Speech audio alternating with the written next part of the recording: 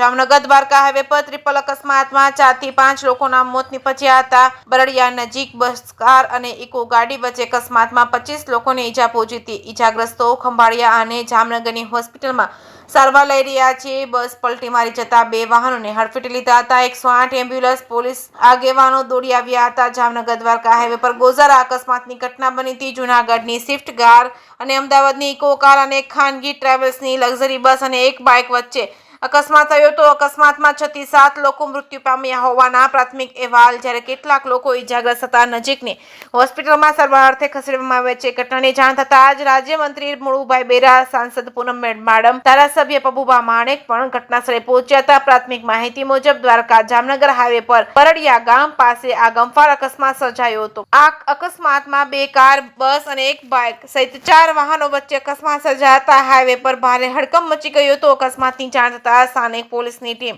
108 emergency સેવા તાત્કાલિક ઘટનાસ્થળે પહોંચી તપાસ હાથ ધરી હતી અને કામગીરી હાથ ધરી હતી। જે કેસની ગુજરાતી સાથે હર્ષદ કંધેડિયા, જામનગર।